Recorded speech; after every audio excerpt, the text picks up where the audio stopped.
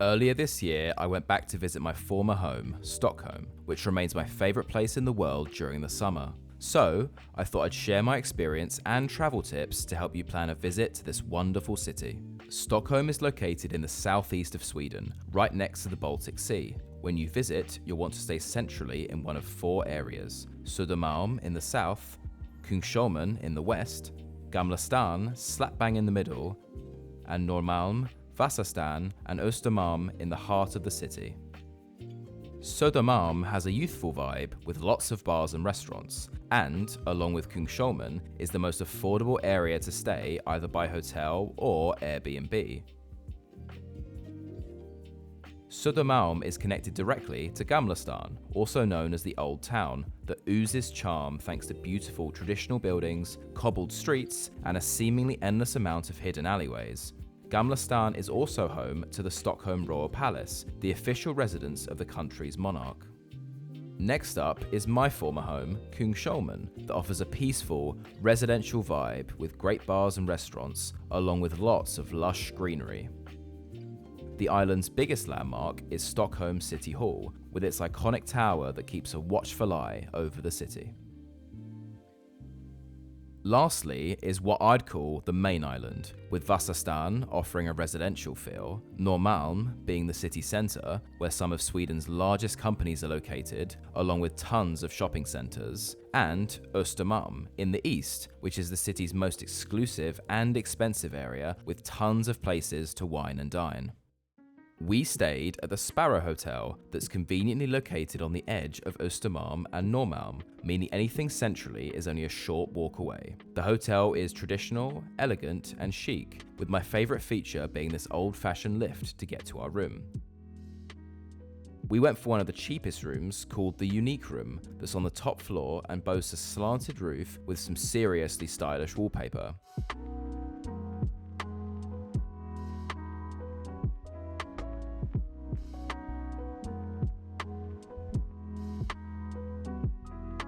Everything else is relatively standard. There's more than enough room for 2 people, and everything, including the bathroom, was clean and functional.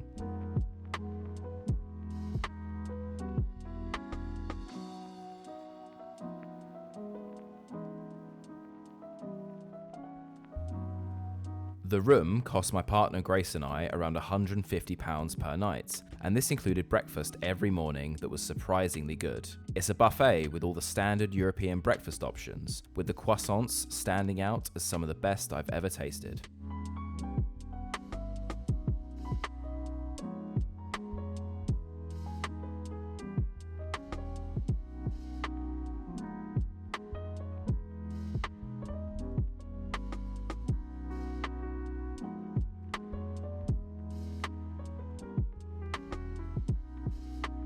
Stockholm's metro system is referred to as the world's longest art gallery because each station boasts a unique design with statues, paintings, mosaics and more.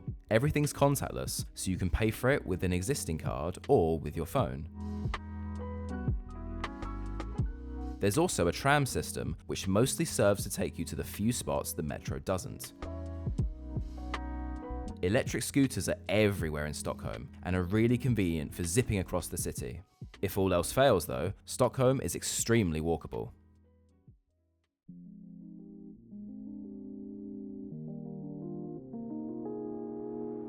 Kungsholmen is my favourite part of Stockholm. There's a walking path around the entire island that I recommend doing at least part of when there's good weather. It's wonderfully relaxing. You've got beautiful greenery and spectacular views of the water.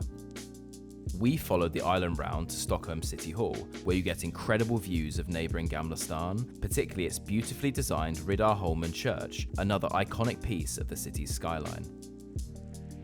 8 million bricks were used to build Stockholm City Hall that was completed in 1923. The building boasts stunning architecture, with multiple grand ceremonial halls inside. On the outside, there's beautiful gardens right by the water that contain a cenotaph of Birger Jarl, a statesman who played a pivotal role in the consolidation of the Kingdom of Sweden back in the 1200s.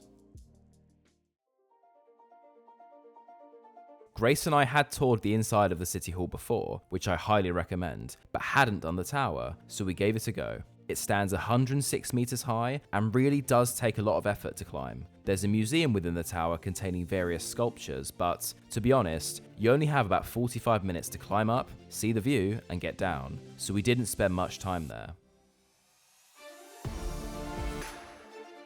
Instead, we spent our time at the top, admiring the amazing 360-degree views of Stockholm.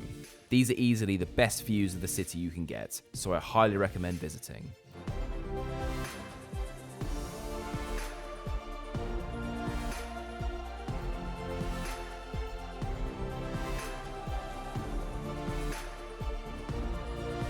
Oh, I did mention how long it takes to climb the tower, so here's a clip of me going down a small portion of it.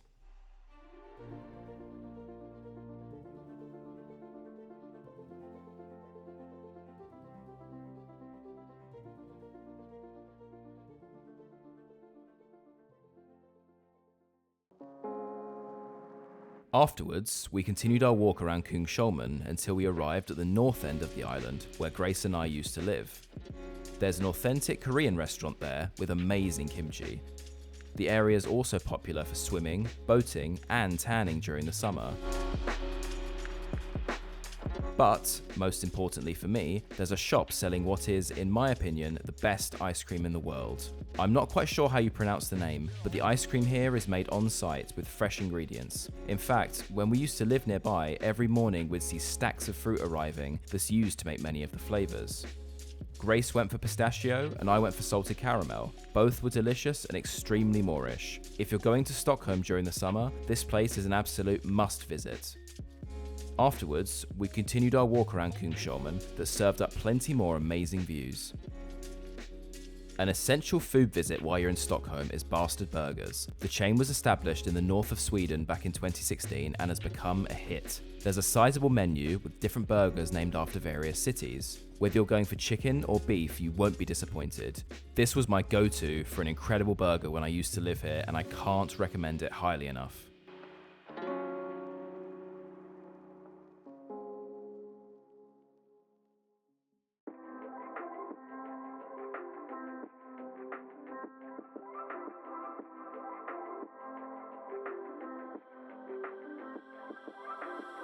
Yes, we all know their songs, but ABBA The Museum, located on the island of Djurgården, is a pretty awesome way to get to know the 4 members that make up one of the most popular music groups of all time. The museum takes you back to the childhoods of each member, where you'll learn some pretty interesting details. It might be embarrassing to admit this, but I didn't know ABBA was made up of 2 sets of couples. I also learned what are probably less obvious facts about them too, like that Frida was originally born in Norway, not Sweden. You'll learn about each member's music career before ABBA, how the 2 couples found each other, how they recorded their music, and more. There's a pretty cool recreation of the group's music studio, which I found out was located just down the road from where I used to live in Stockholm. Naturally, there's tons of costumes and instruments from the group, but what I enjoyed most was the interactive exhibits where you can sing the group's songs in a recording booth or dance to their music on stage. In these exhibits and throughout the rest of the museum, there was a palpable sense of joy, either from people who experienced the band in their heyday or jumped on the ABBA train a bit later.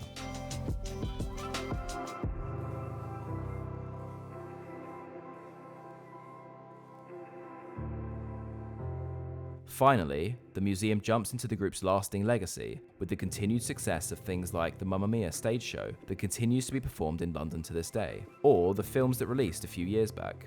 My take, ABBA The Museum is a delight and an absolute must visit in Sweden.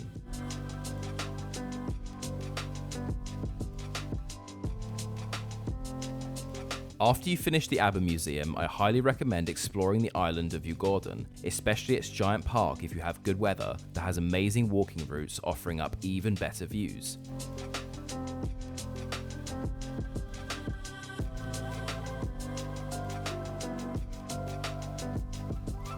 We also explored a nearby garden called Rosendals Trädgård that looks absolutely beautiful in the summer.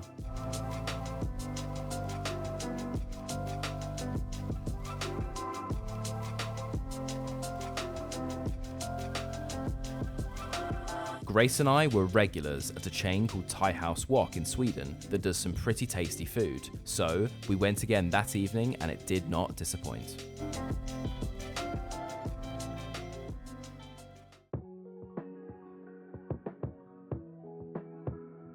In the very heart of Stockholm sits the Nordiska Kompaniet, known as NK, a department store that was built in 1915 and remains hugely popular for luxury shopping. I equate it to the Harrods of Sweden and highly recommend going in to browse its grand interior and seemingly endless amount of shops.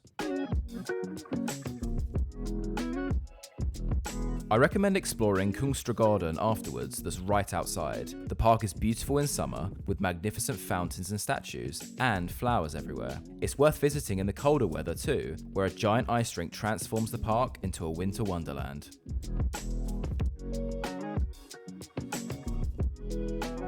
Grace and I are huge fans of Vietnamese food, and one of the best places to get it in Stockholm is the aptly named Eatnam that does a huge variety of tasty dishes. I went for pork and rice with spring rolls, and Grace went for a more traditional pho.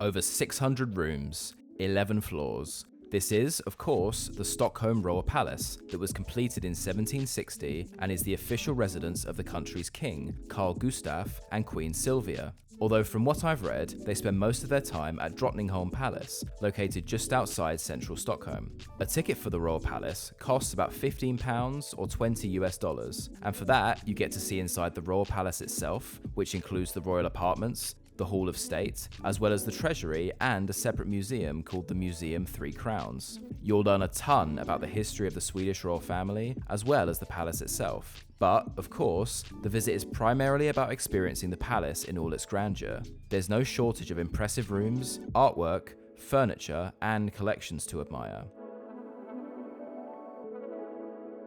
The Treasury was one of the biggest highlights, with lots of royal regalia on full display.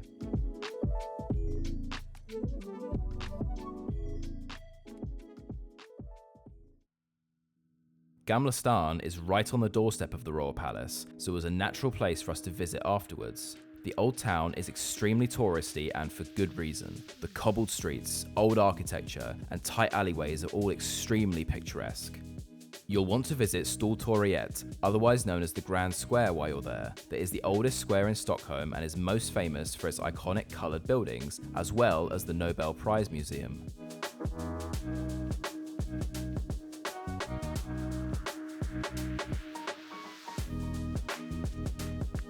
To conclude our evening, we crossed the bridge from Gamla to Östermalm and went up the Katarina Elevator, which offers incredible views of the city free of charge. The lift was originally constructed in 1881 and recently reopened in 2023 after renovation.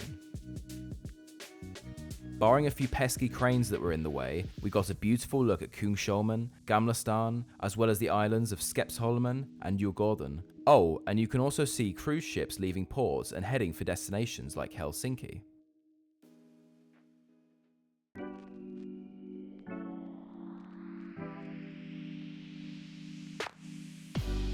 Our final day in Stockholm was all about food. We visited the Saluhall in Östermalm, which has been ranked in the top 10 food halls in the world. It originally opened in 1888, and apparently many of the traders are from families that have operated there for generations. Nothing here is cheap, but everything looks of the finest quality.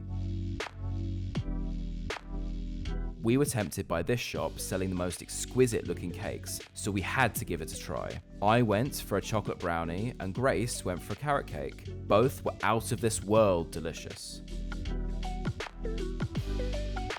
The rest of our time there was spent browsing the various shops selling everything from fresh fruit to fish and charcuterie.